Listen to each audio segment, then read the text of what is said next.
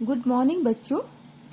जैसा कि आप सभी जानते हैं, पिछली कक्षा में मैंने आपको संस्कृत पद्य पीयूषम के अंतर्गत रामर्षि पितृभक्ति पढ़ाना आरंभ किया था। क्योंकि पाठ बड़ा है तो इसको मैं आपको 3 भागों में पढ़ाऊंगी। ठीक है बच्चों। तो सबसे पहले आप अपनी पुस्तक खोल लीजिए। इसकी भूमिका भी मैंने आपको बताई थी कि श्लोक किन कंडीशंस में लिखे गए हैं, और ये वाल्मीकि कृत रामायण के अयोध्या कांड से लिए गए हैं। अयोध्या कांड का ये 18-19 सर्ग है, उससे ये श्लोक लिए गए हैं। मैंने आपको 1, 2, 3, 4, 5 श्लोक पढ़ाए थे, संदर्भ प्रसंग और व्याख्या भी लिखने को कहा था। और आप कुछ बच्चों ने दिखाया भी है काम, लेकिन बच्चों सिंसियरली काम को करिए। जब तक आप लोग वर्चुअल क्लासेज और ऑनलाइन क्लासेज पढ़ रहे हैं तब तक आप सिंसियरली पढ़ाई करिए और हमको बताइए। वैसे भी उत्तर प्रदेश माध्यमिक शिक्षा बोर्ड ने आपका पाठ्यक्रम कम कर दिया है, तो आपके ऊपर काफी लोड कम हो गया है ना बच्चों। तो अपनी पुस्तकें खोल लीजिए और अब आते हैं श्लोक नंबर 6 पर। सह दीन एव शोकार्तो विषण वदनुद्युते कैकेयीमभिवाद्यो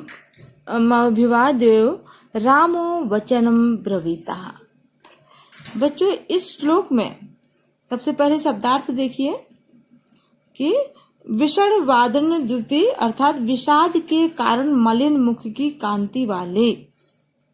ठीक है, इसका अर्थ ये हुआ। आपकी पुस्तक में भी है, आप देख सकते हैं, लेकिन जहां दिक्कत होती है वहां पूछ सकते हैं।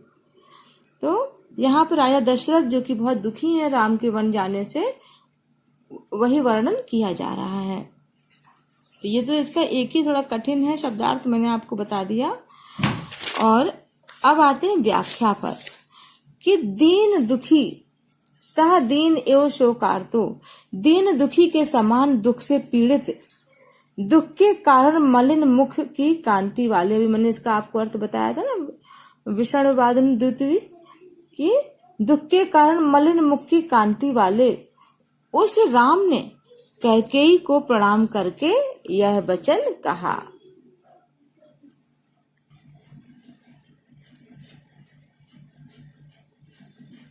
कचन्यमया नैराध्यमाज्ञानादि येनि मे पिताः कुपित स्तम्भ माचश्च्व त्वमेवैनं प्रसादयः।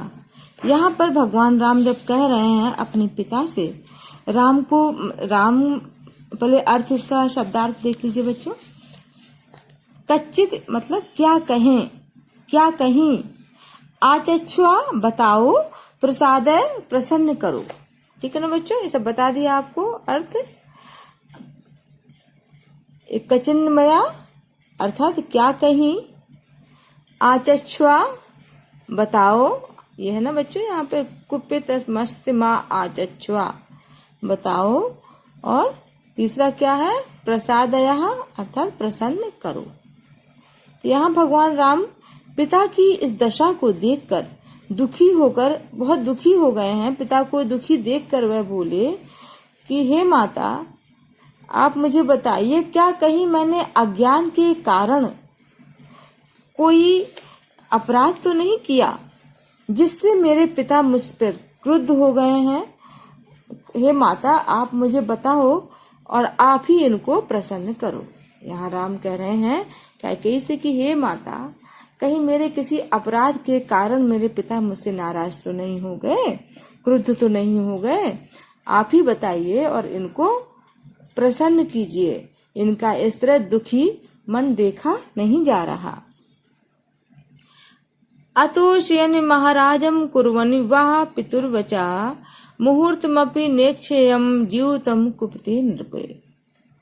अर्थात अतोषयम बच्चों संतुष्ट ना करता हुआ, वचः अकुर्वन वचनों का पालन ना करता हुआ। यहाँ पर राम कह रहे हैं कि राजा के क्रुद्ध होने पर महाराज को संतुष्ट ना करता हुआ अथवा पिता के वचन का पालन ना करता हुआ मैं एक क्षण जीवित नहीं रह सकता। अगर मेरे महाराज नाराज हैं, मेरे पिता क्रुद्ध हैं, तो मैं उनको खुश ना कर पाया, या फिर मैं उनके वचन जो उन्होंने दिए हैं उनको पूरा ना कर पाया, तो यह मेरे लिए मरने के समान है, अर्थात जीवित नहीं रहना चाहता। राम स्वयं को धिक्कारते हुए कहने लगे कि यदि राजा मुझसे एक क्षण के लिए भी नाराज होंगे तो मैं अब जीवित नहीं रहना चाहता। यतो मूलम नरः पश्येत प्रादुर्भाव मेहात्मना कथम तस्मिन्नं वर्तेति प्रत्यक्षे सति दैवते। अर्थात यहाँ राम कह रहे हैं, राजा के क्रुद्ध होने पर महाराज को संतुष्ट ना करता हुआ अथवा पिता के वचन का पालन, जो मैंने अभी आपको ऊपर बताया था, राम कह रहे हैं कि मैं ऐसी कंडीशन में जीवित नहीं रहना चाहता।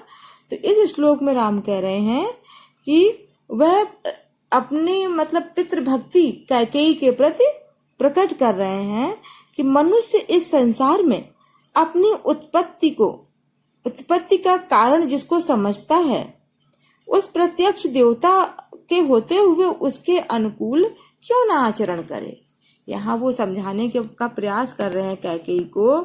कैकेयी से कह रहे हैं कि आप पिता को समझाइए कि मनुष्य की उत्पत्ति का जो कारण है, अर्थात माता पिता, उनको उनके वचन को पूरा करने का मनुष्य को क्यों प्रयास नहीं करना चाहिए। मनुष्य को हमेशा अपने माता पिता की बात को सुनना एवं समझना चाहिए। अतः हे माता कैकेयी, आप पिताजी को समझाइए और प्रसन्न कीजिए। एवं मुक्ता तु कैकेयी राघवेण महात्मना उवाचेदं सुनिर्लज्जा धृष्ट मातमिहितं वचः। यहाँ पर वो कह रहे हैं राम कि राम इस प्रकार से वो नाराज हो गए हैं कैकेयी को देखकर कि कैकेयी किस प्रकार दुष्टता पूर्वक पिता को देख रही है। तो राम की इस तरह की बातें सुनकर निर्लज्ज कैकेयी ने दुष्टता पूर्वक वचन बोले। ऐसा महम वरम दत्त्वा पुरा मामि विपूज्य च स पश्चात तप्यते राजा यथान्यम प्राकृत स्थिता। यहाँ पर कैकेयी कह रही हैं बच्चों, यहाँ पर मैंने जैसे पिछली बार बताया था कि इन दोनों का अर्थ पहले मैं पढ़ देती हूँ ताकि आपको समझ में आए। प्रियम त्वा प्रियम वक्तुम वाणी यस्य प्रवर्तते तद्वश्यम त्वया कार्यम वदने श्रुतु ममः। ठीक है, तो जब निर्लज्ज कैकेयी जो वचन बोला तो इसमें आपका ये 11 और 12वां है। इन श्लोक का अर्थ एक ही में मिला के बताना पड़ेगा। एष महम वरम दत्त्वा पुरा मामि विपूज्यं च स पश्चात तप्यते राजा यथाध्ययनम प्राकृत स्थिता। ठीक है बच्चों, ये 11वां और 12वां श्लोक का आप अर्थ समझिए। वक्तुम कहने के लिए, प्रवर्तते आगे आ रही हैं, आश्रुतम प्रतिज्ञा की है, महामि मुझे अभिपूज्य सम्मान करके, तप्यते संतप्त रहो, प्राकृत साधारण मनुष्य। ठीक है, यहाँ पे कैकेयी ने ये प्रसंग क्या होगा इन दोनों श्लोक का 11वें 12वें का कि कैकेयी ने धृष्टता पूर्वक व्यवहार को दिखाया है। प्रस्तुत श्लोक में कैकेयी का धृष्टता पूर्वक या दुष्टता पूर्वक व्यवहार दिखाया गया है। और वो कहती है, हे राम, अत्यंत प्रिय, तुमसे प्रिय बात कहने के लिए मेरी वाणी खुल नहीं रही है। इन्होंने मुझसे जो प्रतिज्ञा की थी उसका तुम्हें पालन अवश्य करना चाहिए। पूर्व काल में अर्थात पहले इन्हीं राजा ने मेरा भारी सम्मान करके मुझे वर दिया था, परंतु बाद में आज वही राजा इस प्रकार के वचन मांगने से दुखी हो रहे हैं जिस प्रकार एक साधारण मनुष्य दुखी होता है। एक बार फिर समझ लीजिए बच्चों अर्थ। पहले श्लोक का अर्थ है यहाँ पर कि हे राम, अत्यंत प्रिय, तुम मुझे खराब बात कहने के लिए, तुमसे किसी भी प्रकार की खराब बात कहने के लिए मेरी वाणी नहीं खुल रही है। इन्होंने मुझसे जो प्रतिज्ञा की थी उसका पालन तुम्हें अवश्य करना चाहिए। इस श्लोक का अर्थ ये है कि हे राम, तुमसे कुछ भी खराब बात कहते हुए मेरी वाणी नहीं खुल रही है। महाराज ने जो प्रतिज्ञा की थी उसका तुम्हें अवश्य पालन करना चाहिए। ऐसा मैं वरम तत्वा, बहुत पहले की बात है, इन्होंने मुझे जो वर अर्थात वरदान दिए थे और मुझे भारी सम्मान करके मेरा ये वरदान दिए थे, परंतु आज वही राजा इस प्रकार के वरदान मांगने से दुखी है और इस प्रकार के व्यवहार से ऐसा लगता है कि ये साधारण मनुष्य से ज्यादा नहीं है। फिर से श्लोक 12 का अर्थ सुनिए बच्चों कि पूर्व काल में इन्हीं राजा ने मेरा भारी सम्मान करके मुझे वर दिया था, परंतु बाद में आज वही राजा इस प्रकार दुख से संतप्त हैं जिस प्रकार एक साधारण व्यक्ति हुआ करता था। ठीक है बच्चों, तो ये इसका अर्थ है। अब आते हैं श्लोक 13 पर। यदि तत्वच्यते राजा शुभम वा यदि वाश्य शुभम करिष्यसि ततः सर्वमाख्यास्यामि पुनस्त्वम्। यहाँ पर जो कैकेयी हैं राम को उनका दुख बताने का प्रयास कर रही हैं। तद अर्थात वह वच्छते अर्थात कहेगा, वह शुभम अथवा अशुभ हो, तथा तो तब आख्यास्यामि कह दूंगी या बताऊंगी, पुनः फिर। ठीक है बच्चों, ये शब्दार्थ हो गया। अब अर्थ पे आइए, अर्थ समझिए। कैकेयी राम को राजा के दुख का कारण बताने के लिए वचन लेती हैं कि राजा तुमसे जो भी बात कहेंगे, चाहे वह शुभ हो या अशुभ हो, तुम उसे पूरा करोगे, तब मैं तुम्हें पूरी बात बताऊंगी।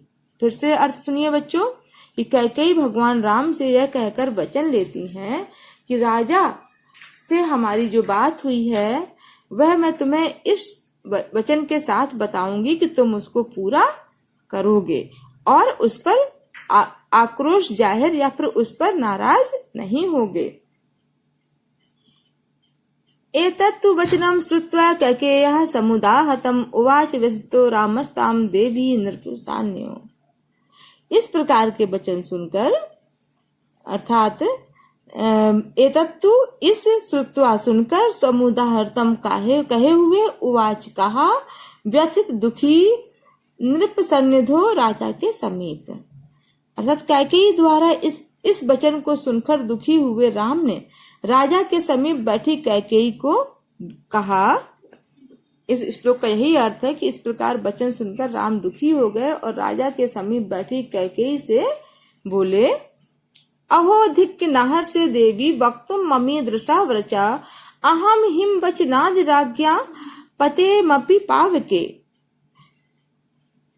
अहो अर्थात हाय, धिक्कार है, नार हसे अर्थात योग्य नहीं हो, ईदृशाम इस प्रकार के, पतेयम गिर सकता हूँ, पाव के अग्नि, भक्षयेयम खा सकता हूँ, तीक्ष्णम तेज, अर्णवे समुद्र में, नियुक्ता कहे जाने पर, आज्ञा मिलने पर। ठीक है ना बच्चों, जो शब्दार्थ मैं बता रही हूँ उसका अर्थ भी आप लिख लीजिएगा प्रत्येक श्लोक में ताकि समझने में आसानी हो। और गूगल मीट पे मैं अवश्य आपको पढ़ाऊंगी क्योंकि मेरा भी मन उससे भर जाएगा कि मैं आपको अच्छे से पढ़ा सकती हूँ एक एक उसका अर्थ बताकर।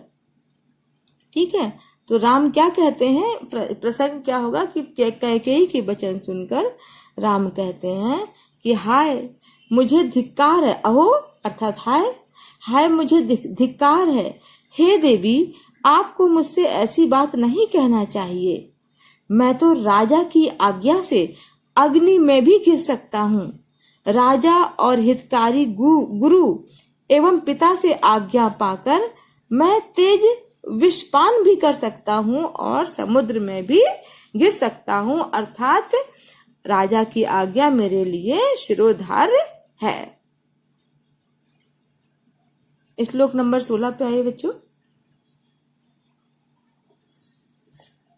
मैं 16 तक आपको इस भाग में पढ़ा रही हूँ। भक्षयेयम विषम तीक्ष्णम पतेयो। बच्चों जी मैंने 15-16 आपको अर्थ बता दिया है क्योंकि दोनों श्लोक लगभग साथ में थे और होता है ना कई बार 2 श्लोक के अर्थ एक बार होते हैं। मैंने आपको इसका शब्दार्थ भी बता दिया है। तो इस श्लोक नंबर 16 के साथ ही आज की कक्षा हम समाप्त कर रहे हैं। तीसरे भाग में हम आपको शेष श्लोक बताएंगे और उनके बारे में जो गृह कार्य होगा वो भी देंगे। आप लोग भी जो संदर्भ प्रसंग व्याख्या है, इसका यही गृह कार्य है बच्चों, संदर्भ प्रसंग व्याख्या करते रहिए। ठीक है, तो आज 16 तक, भाग 2 में आपको 16 तक श्लोक देखने को मिलेंगे। इस चीज को एक बार फिर से आग्रह में कर रही हूँ कि बच्चों, अगर आपको समझना है, कहीं छूट रहा है, तो आप जो लिंक मैं भेजती हूँ उसको सब्सक्राइब कर लीजिए। उसमें आपको अच्छा लगे तो आप लाइक करिए, सब्सक्राइब कर लीजिए और बार बार वीडियो देखकर समझ लीजिए। इससे आपको होमवर्क करने में आसानी होगी, क्योंकि आपकी किताब में मुझे कुछ ना तो शब्दार्थ दिए गए हैं, ना कुछ भी नहीं दिख रहा है। तो जो मैं बता रही हूँ उसको वीडियो जब आप ओके करेंगे तो मैंने प्रत्येक श्लोक का अर्थ 2-2, 3-3 बार बताया है। ठीक है, ना समझ में आए तो आप उसके बाद भी पूछ सकते हैं, लेकिन उससे पूर्व आप इसको ध्यान से सब्सक्राइब करके सुनिए, अपनी कक्षा का जो भी पाठ हो, और शब्दार्थ लिखिए, संदर्भ प्रसंग व्याख्या लिखिए। इसी के साथ आज की कक्षा अब समाप्त होती है। धन्यवाद।